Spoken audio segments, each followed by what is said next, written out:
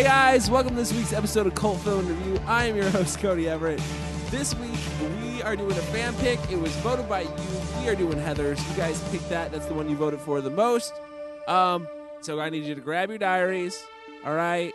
Call up your boyfriends. Tell them that you're not coming over because you're hanging out with Cult Film Review. Let's start the show. Your Hollywood system stole our sex and co-opted our violence, so there's nothing left for our kinds of movies.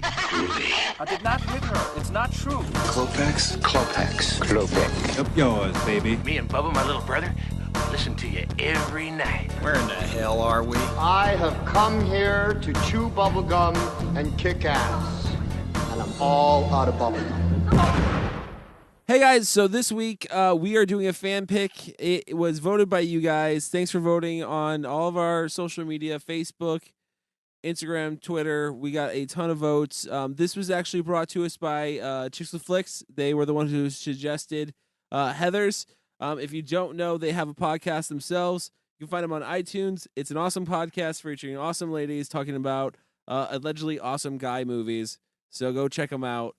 You can also follow them on Twitter. I think it's at CWF. Is that right? Yes. At CWF. At Hey CWF. Yeah. Hey CWF. Okay, got At it. Yeah. Hey CWF. All right, so go check them out. Let's get in to Heather's. Picture the WNBC. WNBC. WCWF. Hey CWF. All right. So I want to get into Heather's. I want to talk about this movie because I'm excited to talk about this movie. Has been acclaimed as the best teen movie of all time. Really? Who said By that? some, lots of people. By I somebody. believe that. I believe that. By lots Wholeheartedly. of people. I think it depends when you're born. Yeah, this Really? is this is Yes. when did this movie come out? 89. So you don't 89. It felt older. You It don't. did feel a lot older. You don't. I agree with that. You don't believe that the topics in this movie translate, like, let's say, what's that fucking John Hughes movie? Any John Hughes movie? Okay. Any fucking John Hughes I will movie. say this. I Breakfast will definitely Club? say about this film that when dealing with teen angst, serious issues, as a dark comedy, it's doing better than, say, a Clueless, say, a Mean Girls, say, any John Hughes film. Well, it's funny you bring up Mean Girls because I feel like that's from what I'm reading and stuff. I feel like it depends on what generation you're born in. Going back to what I was saying, because I mean, if you were in high school and this movie came out, this movie totally spoke to you. But for a generation that grew up when they were in high school and Mean Girls comes out, this movie doesn't speak to them as much. Well, which one So would I you don't- say drills it home the hardest in terms of content? I don't know. This one was very. I know they were trying to hit you with serious themes, but at the same time, it had like a tongue-in-cheek vibe to it as well in this movie. So it's like for sure. how it was difficult for me to actually take the serious tones. Whereas you look at something like a Mean Girls, they definitely ran the route of more comedic and almost slapsticky and kind of ridiculous, but it was I felt the seriousness of what they were trying to achieve was blended better, so it was more digestible, I guess. In this movie or in No, Mean in Girls? Mean Girls, I think totally agree with you. Thank you. I would agree with that. I as think well. this movie to me felt a little It couldn't was find an its odd voice. pace It and it couldn't was find an its odd voice. style. Yeah, it really couldn't. It was it would cut to dark moments right after comedic moments, and you kind of were like, what's going on here? How am I supposed to feel about this situation? Yeah, I think that was specifically. I think that was the point, though. I honestly think that was the point. It really kind of just confused me. I didn't really pick up on where they were trying to go. Yeah. You didn't get the whole So basically, what I got from it is that and it's actually summed up in just one line of the Do movie. we need to tell what the movie? Yeah. Yeah. I was going to say the same thing. Should we? But what's should we that discuss line? the plot? Hold on, I want to get this out real quick. Go ahead.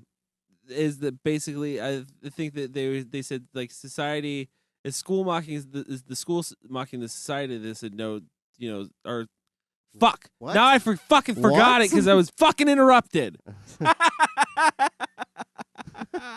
I think it was school is society. Yes. Thank you. You're welcome. Yeah, it's basically saying that the school is not Is a representation of society. of society. It's not that the students are mocking, like, wanting to be grown-ups and mocking society. Right. No, that is, like, society in an enclosed area. Right.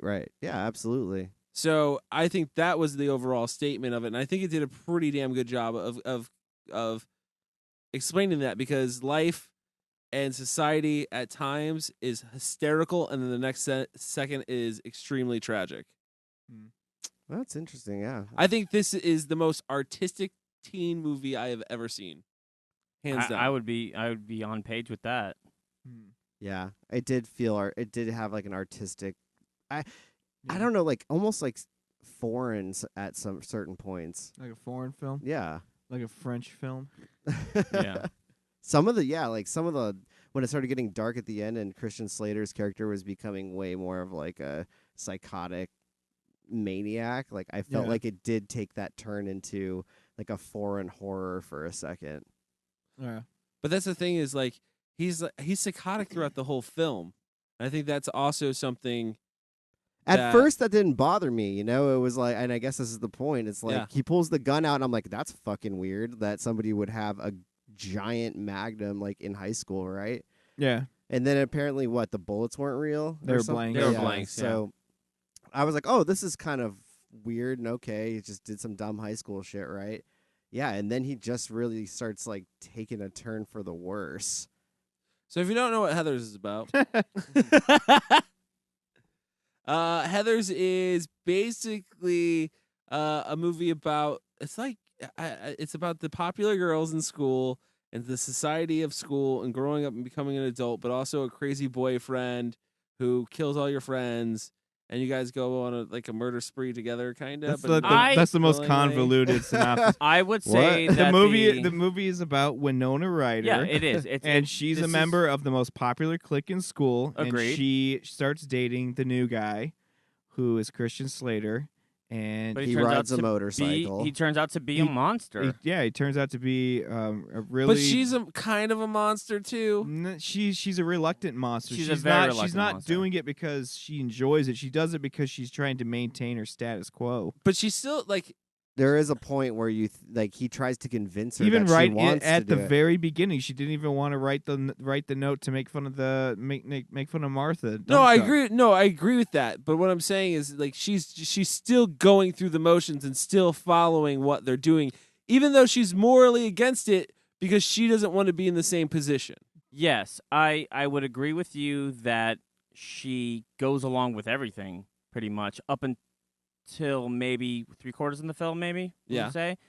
I don't think she goes along with the No, two jocks at all. She was not a fan of that idea whatsoever. In fact, I think so maybe Veronica half. didn't go along with anything from the beginning. At She was any against point- her friends. At like any even. point, Yeah. at any point, Yes, but she's at any point, Veronica could have stopped Yes. and gone to the cops or gone Definitely. to whoever and said these murders have happened. These were not suicides, and at any point, not at any point in the Christian film, Slater she does not do it. convinces her. He But she convinces doesn't her. do it at any point in the film.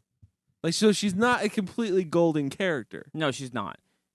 I think if anything we can say about what's her name, Veronica. Veronica's character arc is that she's struggling against what would be peer pressure of having a new boyfriend, someone that she likes, and their influence on her and her becoming an individual. Yeah, she didn't seem to care what anybody thought, though. She didn't even care what her parents thought. Like, she just kind of. Well, she clearly Well, her parents also Did. clearly don't really care. Yeah, parents yeah. were not there. I loved her in, parents. in terms of the Heathers and JD, she clearly did. Why is she going along with it if she just No. simply doesn't care? No, She has to care. I think she wanted to do it. I think there was a part of her, like Cody was saying. Well, JD makes a point to say that, yeah. Yeah, he But- says he'll come back. and she doesn't. She doesn't, because she does make a choice. Yes. A conscious choice to fight against this dream boat of a bad boy boyfriend that is coercing her into committing what essentially are murders. Yeah. Yep. Essentially are. Yeah, they are definitely- actually yeah. definitely murder. Ultimately murder. Yeah, yeah. Definitely. I mean, when you pour, some Drano as a hangover cure, gets rid of hangovers though. Although It she does. did not know that person. That's that a fantastic Heather one point. Was going to Is happen. that first one? She grabbed that one without looking. Yeah, she had no idea on the first one. No, she had no idea. And then on No, the well, second, the second one on the kind second of one, too. second one, she's She's just an ignorant idiot. At a that little point. ignorant, but she was totally opposed to the idea of shooting them from the get go. She just wanted to scare them with Yeah, blanks. But after the first one, shouldn't you be like, I just don't trust you anymore, Like, JD? I think what I think Yeah. the first one is a great. It really sets up the rest of the film because you can see. I mean, they went a little comedy with it, but she was definitely distraught and she was definitely seeing her entire life coming to a complete end. Christian Slater was sitting there feeding into that, seeing that she was having a moment of weakness, and kind of used that opportunity to take control after she Drano'd the first Heather. So from that point forward, he's already manipulated her into going along. Oh yeah, with you that. can so see I him don't looking feel like around the she- room, how he's going to tell the story and how it's going to make all this sense. So and I'm not trying to justify her actions, but she definitely was like taken advantage of at a point of fear. I feel like my theory is that this is Christian Slater's plan of blowing up the school is not something that just happens a third of the way through the film. In my opinion, I think that his character has made that decision from the get go, and he knows that he needs to take out. I feel like he knows he needs to take out those people because he can't control them. And if he moves the pawns, it's almost like an episode of Game of Thrones. Like Okay. if he moves or a the game pawn, of chess. if he moves the pawns around and moves all the pieces around, he can get him in line for what he wants. I definitely think he had a bigger picture in mind. Whether he's the master chess player, I think that's to be argued. I Fan think he theory? knows. I think he knows that which Do you think which popular girl he can get to I think to ultimately get on his side. I actually do think he genuinely loved Winona Ryder, though. Yeah. Or Veronica. Do you Yes. think the master chess player was actually his dad, and his dad was trying to buy the school lot forever? No, to I think he build a would. parking garage? I actually think that JD's character was influenced by his father. I have a question about was making this. a I have a joke. question Yeah, about go- this go for it. relationship Go here for it. because it wasn't clear to me.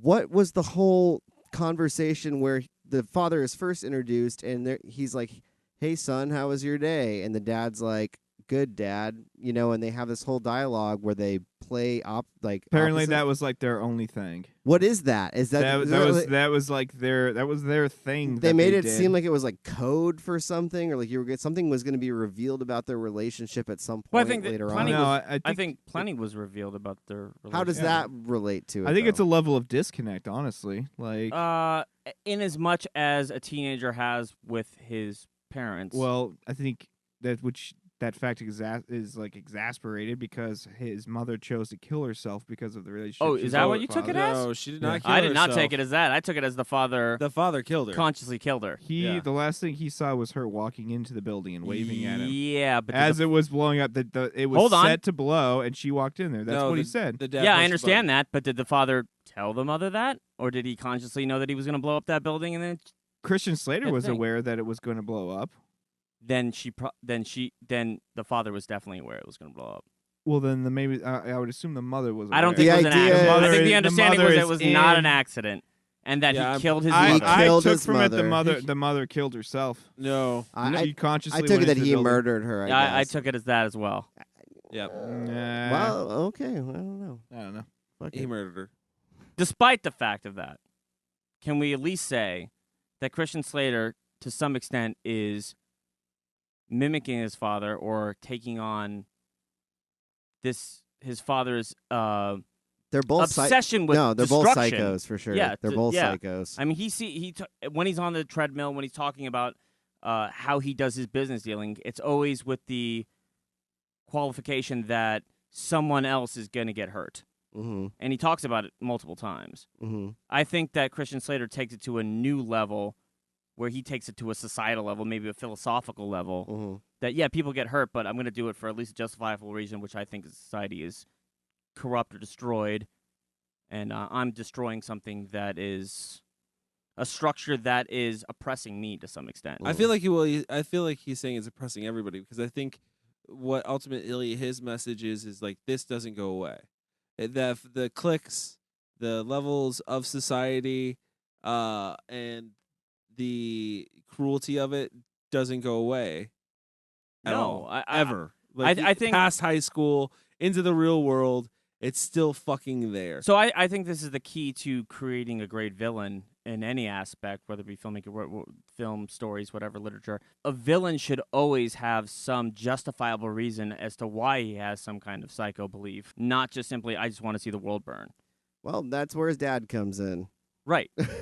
and he does. I think that JD has a justification, whether you believe in it or not. I think everybody should not believe in it personally, but he does have a reason for doing what he's doing, and he's not altogether wrong. He's just taking it to such an extreme that would be evil.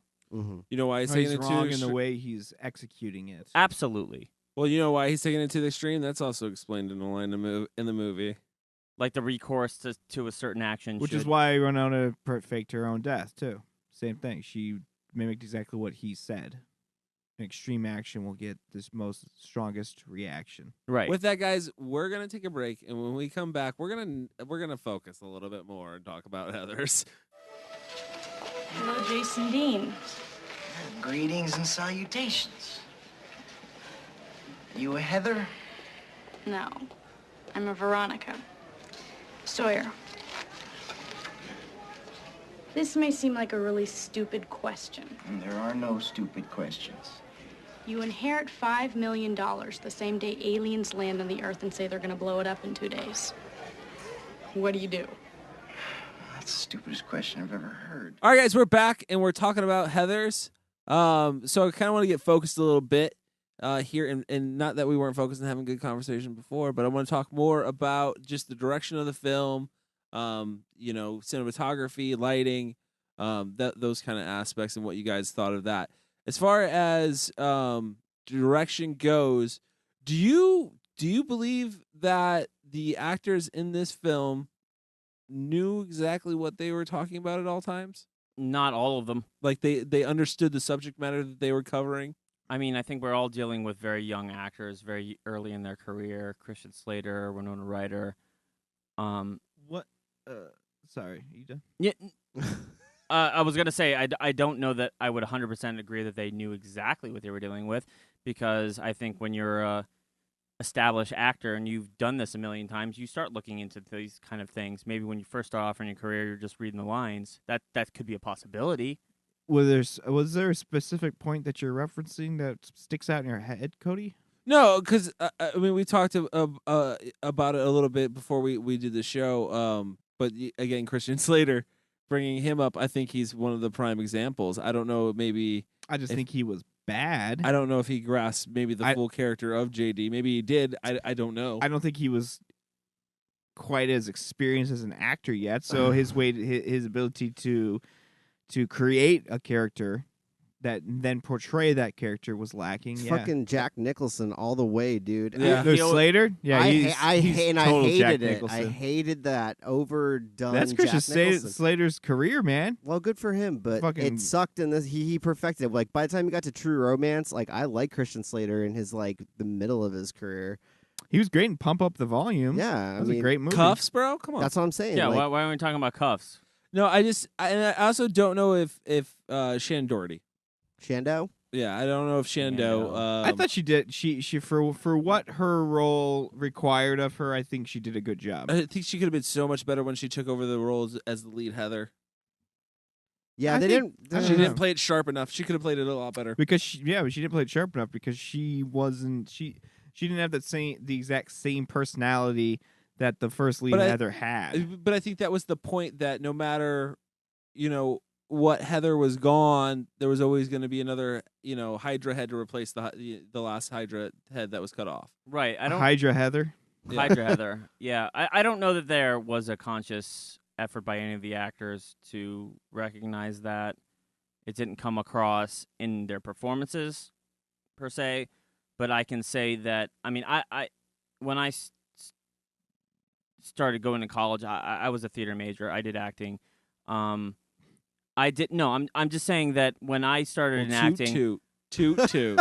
No. I'm not trying to toot In my own. 1920, Oh, because my when he went to college. yeah, because my awesome fucking acting career should be recognized in any way. What was it like? What was it like taking Charlie Chaplin's master class? It was really difficult being in one of the first talkies of all time. I will say that. The Artist, was that made about you? Yeah, it Mike was. Mike was still around when they were doing silent plays. No, but I will say, as a beginning actor, you don't have a grasp of where your craft is going and how acting is a major part in trying to tell a story.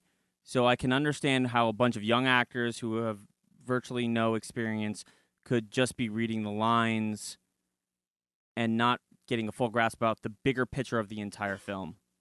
Is all I want to say. I don't want to hate on them. It's not really. I mean, because many of them became fantastic actors. Oh yeah, Winona Ryder, Christian Slater, and even Shannon Doherty to some extent. Like she wasn't. I mean, she wasn't always a. Dude, I think this is my favorite role Shannon Doherty's ever had because she looks like a real human being still. Okay. Okay. I maybe I'm alone, but I liked Winona Ryder's portrayal. So did I. Oh, I did. I Love thought it. she did a great job. I think she was the only one She's my fave. who had like the chops already. But because prior to this, she was in Beetlejuice. Yeah, but this is no Girl Interrupted. Okay. Yeah, I'm just saying in terms of you grow as an actor just like you grow as a filmmaker, you grow as any artist. Right. I think I though watching the film, she's definitely the shining star of the bunch. But there's something if you're gonna criticize her, I would have to first take a look at the script and criticize that prior to criticizing the actor. I mean, Do you really can't think that? you can't make a shitty script. Right, I agree. But do you think the script was shitty?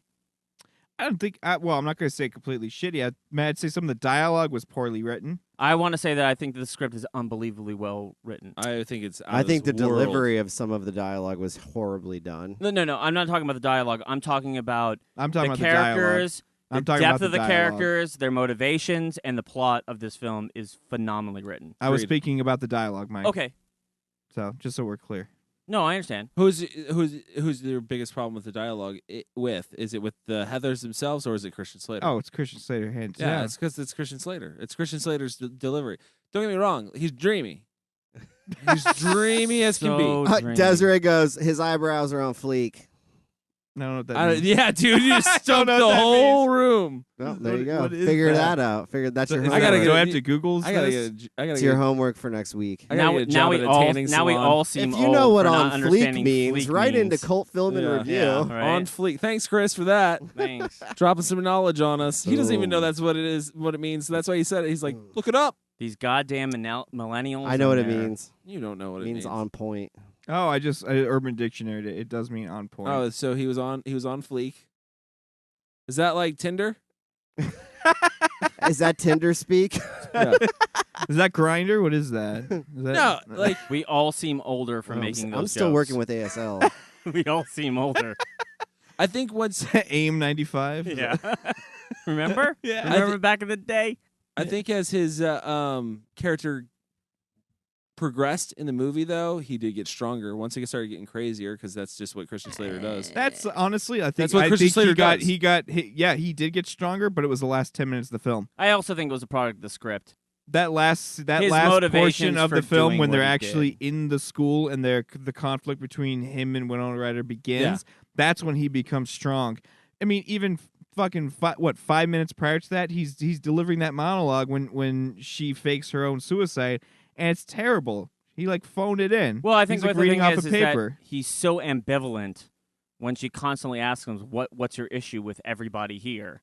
And then towards the last 10 minutes of the film, he says, "No one loves me," and blah blah blah. That's when everything comes out. Before that, he just seems indifferent about everything. I just want to see chaos. You almost think he's a nihilist. In some sense. So you're equating his bad. What I say is his bad acting is that it's a conscious decision on Christian Slater's part to be. What do you say? Ambivalent? No, actually, I'm actually doing the opposite. What I'm saying is that Are you agreeing with me? The last 10 minutes of the film is his strongest point. right, but I'm saying that the only reason it's his strongest point is because the writing of the script giving him some sort of motivation forces you to. So he should have read the end of the script first and then read the rest of it to help create his character. Dude, Christian Slater doesn't Yeah, read. I mean, I could say that. Yeah. I could agree with that. Yeah. He's Christian Slater. He does not read. Script reads him. Script reads him. Every day he shows up, he doesn't know what he's doing. Yeah. Yeah, he's just there. Just do Jack Nicholson. Where's my trench coat?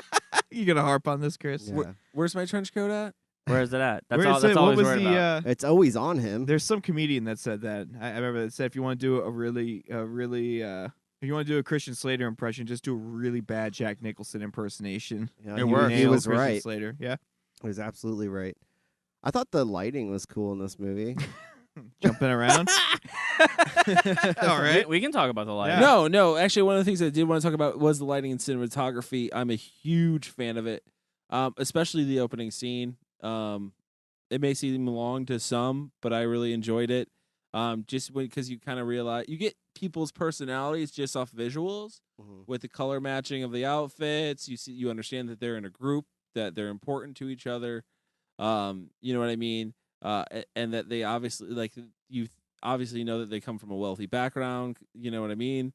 You get their status of who's in charge and who's the least in charge. Yeah, and I noticed they did lots of stuff with their wardrobes and the colors they used on them They did. to symbolize their rank, their power. Yeah, one of my favorite scenes also, the scene where he's talking about, I guess it would be Shannon Doherty's character, one where he wanted to slit her wrists and make it seem like it was a thing, and they get in the argument about whether it was a dirty knife or not.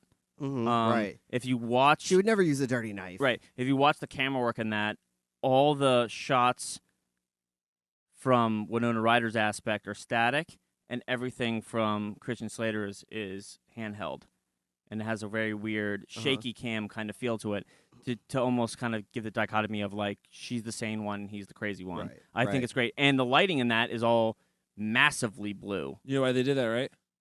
Why, Cody? Because they used that kitchen twice. Really? That kitchen is in other scenes.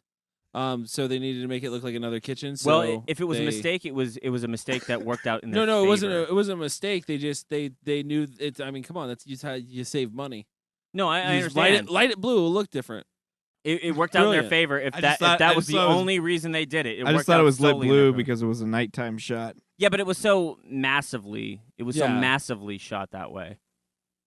The lighting was so. At night. Everybody was blue. It was so blue. It was so blue. Well, I mean that's a throwback to old cinema, I guess. Right, almost like an Italian. Well, horror I mean, film. there. Maybe there's that's how I got that there- feel. The things that I did enjoy about the movie in terms of the cinematography and lighting all had to do with that particular scene and any of the wakes when Okay. Those are at the church. awesome. The way they're shot, there's a lot of they use I can't think of the term, but it basically makes the priest seem really big and ominous and Well, I mean, overly I think present. especially Oh, you in mean the- Otho? Yeah, or Otho, Otho. yeah. Fucking Otho Yeah. Otho, showing but- up. I love that guy, dude. He plays a great There's priest.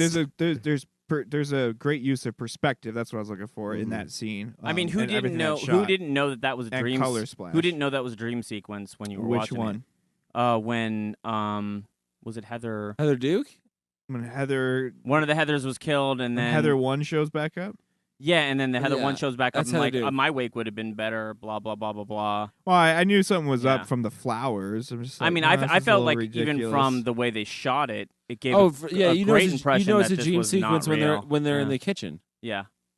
Which, back to the point about the lighting over overly lit blue. I mean, maybe it's just adding to the idea. No, I that it believe that. I was- believe that. The fact that she can't open the door and you don't hear any screaming and it doesn't seem very Yeah, but that would visceral explain anyway. the color choice anyway. Yeah, yeah.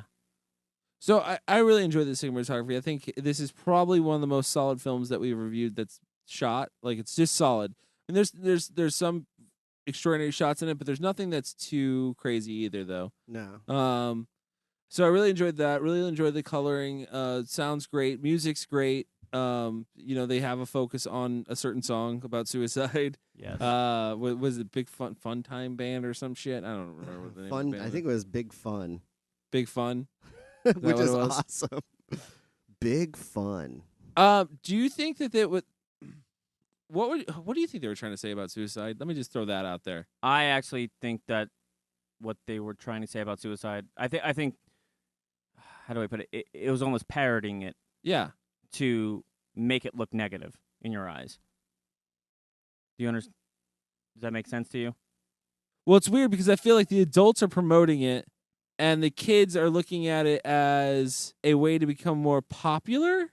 Or at least trying to, what's the word I'm trying to use? When you are trying to bring attention to yourself. Yeah. Correct? I mean, that's the same thing as popularity to some extent. But, I mean, it's a call for help. Let's put it that way.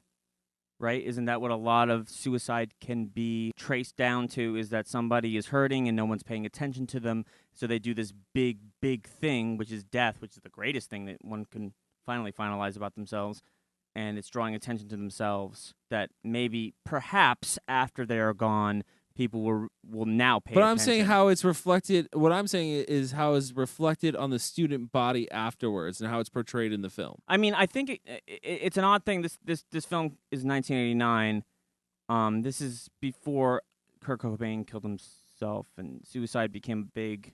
I mean, we came to a dark area. I don't think that's what it was touching on. I think that you don't think it was parroting teen angst as being something that was overblown and possibly acting out in such an extreme way that it was almost funny or joking or ridiculous. The way that they were portraying it? Yes. I feel like when the mother says, you kids, you teenagers, you all want to be treated like adults, but then as soon as we do it, you call foul, to paraphrase. I think that was a very important line in this film to suggest that you kids overreact for everything, and now you're turning suicide into this big, giant thing, but you can't just go and just end it all.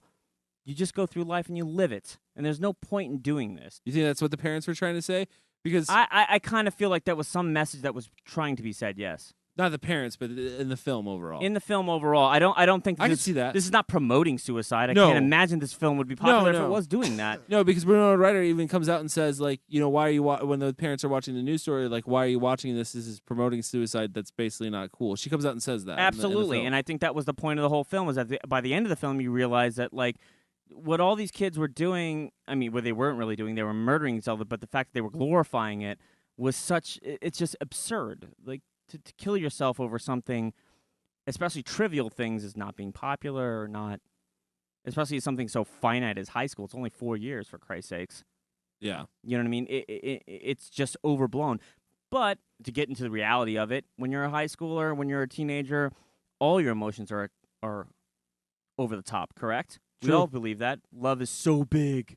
True, which also was going to bring me to my next topic, is does being a girl in high school really suck this bad? Because every movie I see about, you know, girls in high school scares the crap out of me. You girls are so cruel to each other. It's all about hating each other. Whoa. Guys will just punch each other in the face. Y'all will destroy somebody mentally. Right. Like, destroy them mentally. Oh, and it seems to be a theme in your movie. Feed you Drano and you'll fall face first through a glass table. That was that was a great fall, by the way. I love it. Was. It was. It's so stiff.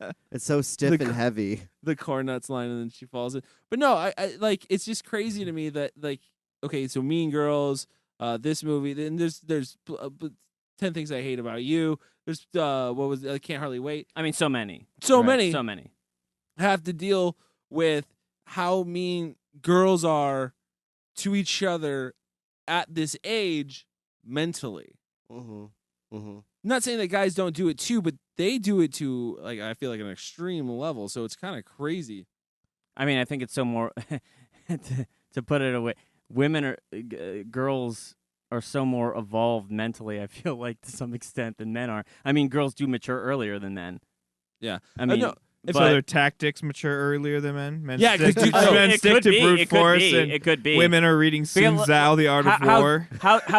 When you were in high school, everybody. I mean, do you remember exactly what Cody says? You tend to just like punch somebody in the face. You just get so mad you punch somebody in the face. You get in a fight. You don't have that emotional control. I've never thought about trying to. You shake it off when you're done. You guys become best friends. I'm gonna demoralize this individual in society and crush him. I've never societal level. I was never like, you know what I'm gonna do? I'm gonna write a fake letter. Never. From the hottest chick in school, slip it on Fat Kyle's Fat Kyle. It's a different Kyle. This guy's No, Fat that's Kyle Dump Truck. Yeah, I'm gonna slip it That's on Kyle Dump Dump Truck. Truck's lunch tray, and then watch him walk up to her with bait material, and make an ass out of himself. But really, I mean, give me a freaking break. In 1989, like, you think, honestly, like, take a look at, like, the situation around you. You're going to go walk over there. I think that was just an example of the kind of cruelty that ensues in kids. Oh, yeah, that's true. Like, don't get me wrong, guys are guilty of this too. Like, definitely. It just seems like in movies, it is portrayed for females in high school as a mental warfare. But that's not true. I mean, because then like the nerdy guys always get picked on by the jocks, and it's always more of a mental warfare than it is like a physical. Really, you don't think the jocks are the ones beating up on the nerds? And No, that's what he's saying. Giving them swirlies. But there's more. There's more of like a mental game. I mean, even in this game, even in this movie, You're like. right. What is he? He makes the nerd say he likes to suck big dicks. Yeah. I mean, you want to look at another movie from the 80s. I mean, even something Weird Science, like the two douchebag cool guys. What do? They pull down the kid's pants in front of all the women in the locker room. They pour ices on him at the mall. Like, it's always public humiliation. I think it's the same in the movie. It's in the 80s. But then the guys still are enduring these same kind of things, but it's definitely to an extreme level. Nowadays in cinema, I feel like with like newer movies, the women tend to be more. I think with women, it's done in such a more passive aggressive way and in such a more mental way. Yeah, I agree with that. And I do want to say something about the difference between men and women. It's particularly in high school. Your reputation is so much more important when you're a girl. I think I don't think it's equal at all. Oh, it's not. There's a double standard there. There's a huge double standard when it comes to being a girl and how you're portrayed in society versus how a man is portrayed in society. It's particularly in high school. Think about it. Yeah. This is a really. I'm sorry to get serious that about it, this but I is think this is all very topics this movie important. talks about. I think it's very important to state that, like, specifically that scene where Winona Ryder is accused of having a threesome in the woods, and everybody uses it to basically slut shame her. There is no man in high school that gets slut shamed because you're propped up as a goddamn hero if you do it. They instantly do not believe Winona Ryder and instantly believe the jock. Because the idea of a sword fight in her mouth was like, more believable than her saying no. That does say something. Yeah. Okay. And it does say something about that. What I appreciate though is that Winona Ryder, at least in this movie, is like starts growing some freaking balls and is like, tell me exactly what they said about me. Like she's ready to fucking brawl at any moment. Like I feel like as her character should be in that situation.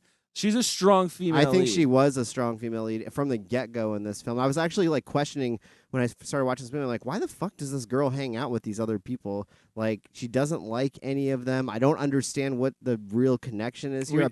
Obviously, all these girls had friends when they were young, different friends, because now that it's coming back is like she blackmail. doesn't. She's now become a Heather because that's why. My opinion, why does she care? She doesn't even like them. Because she does it for social survival. No, isn't she already she rich? Probably thought that it was. That doesn't matter. That That doesn't matter. You can be rich and be hated. It's she doesn't have a problem talking. But the thing is she doesn't have a problem talking to her old friends. But it's always the Heather that walks up and yanks her away. But she's not like stopping because she's a part of the. But Heathers. also she's protecting herself in society where she can go up here with the upper echelon and chill with them and not be destroyed by them. Her whole fear is that she's going to be socially destroyed by the Heathers because they have so much power. That is so weird that she would think that. Like, she seems stronger than that to me in this movie. Like, she doesn't really care. It's because she's written incredibly strongly.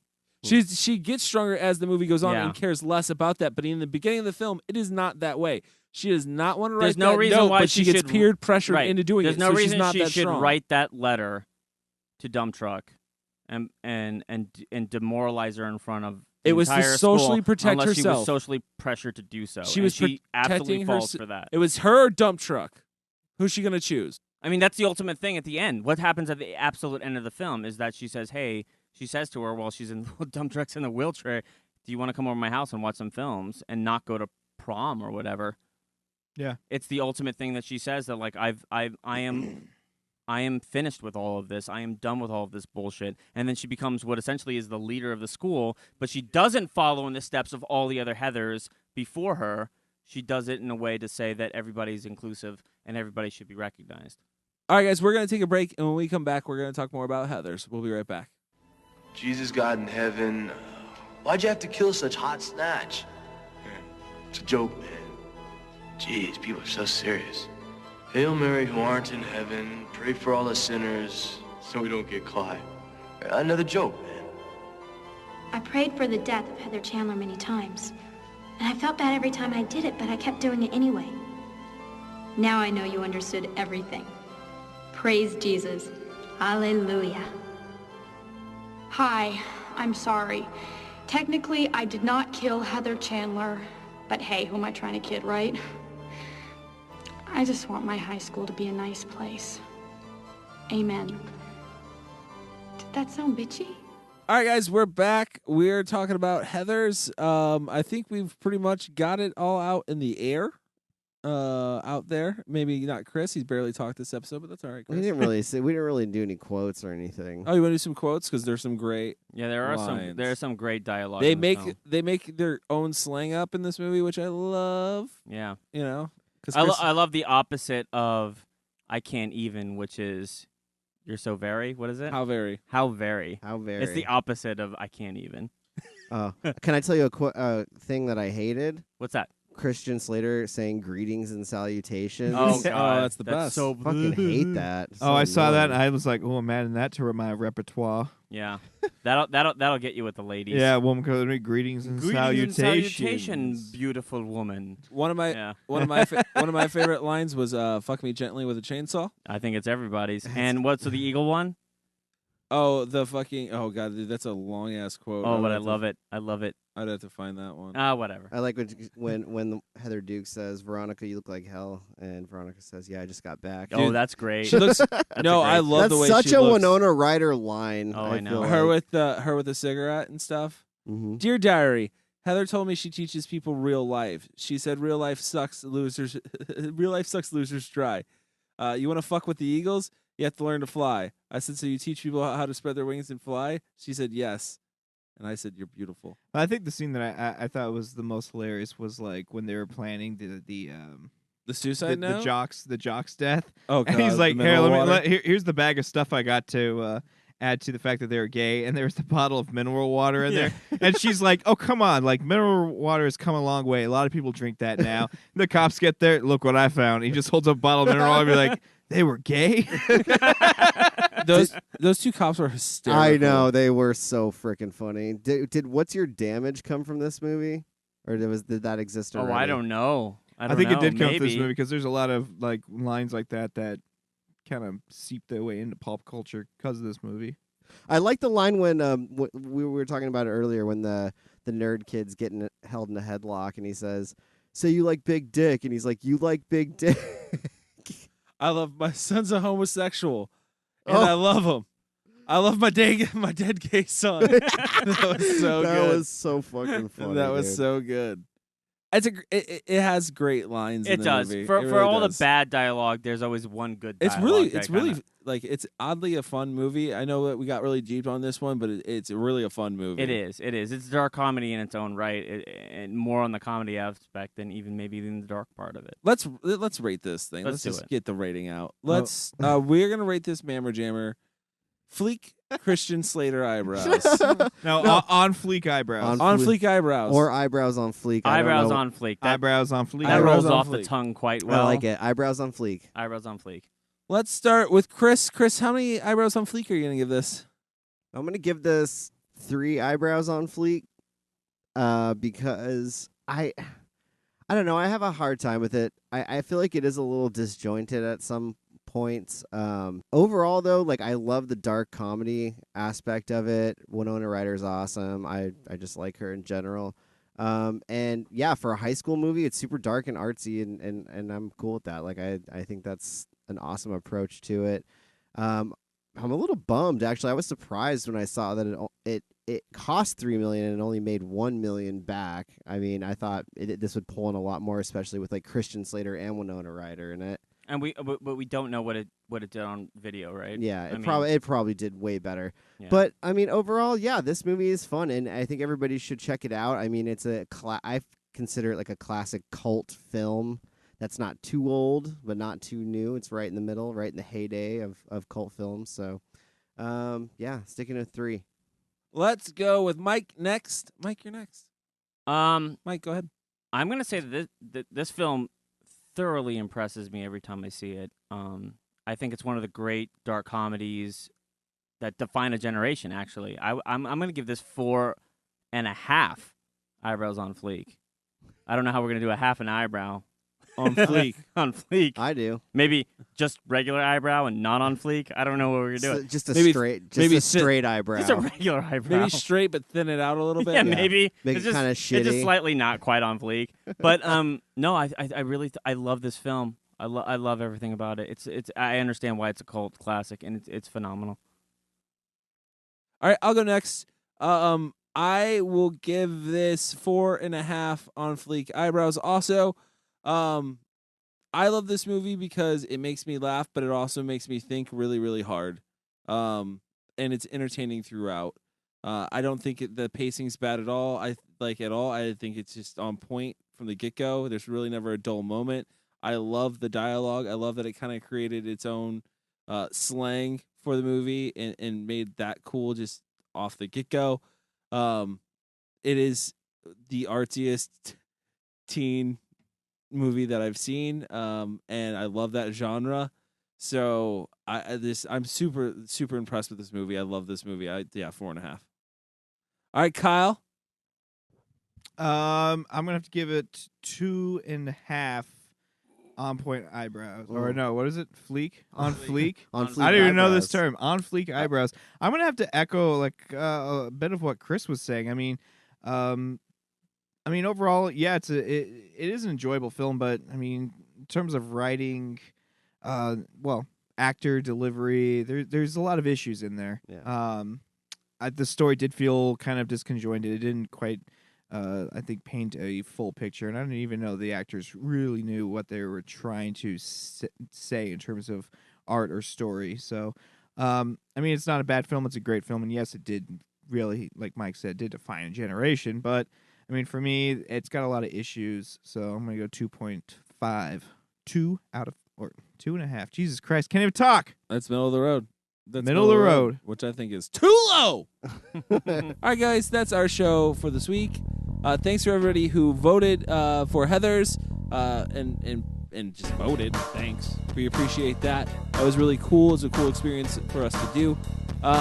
If you want to follow us on Facebook, you can. If you want to follow us on Instagram, you can at cultfilm_review. You can also follow us on Twitter at cultfilm_review. You can follow Mike at Mike Salustio on Twitter or at friendlyneighborhoodfilmmaking.com, where I do write about film occasionally. You can follow Kyle at you follow me on Twitter, cultfilm_Kyle. You can follow me on Twitter at cultfilmcody. Also, guys, send in your fan pics all the time. We're taking them. We're loving getting them because we're seeing a whole bunch of new movies that we've never even seen or heard of before. Yeah, we're ready for another vote, guys. Which is Come on, great. bring it out. Yeah. So, you know what? If you're going to join a cult, just make sure they watch good movies. We'll catch you next week. Fuck me gently with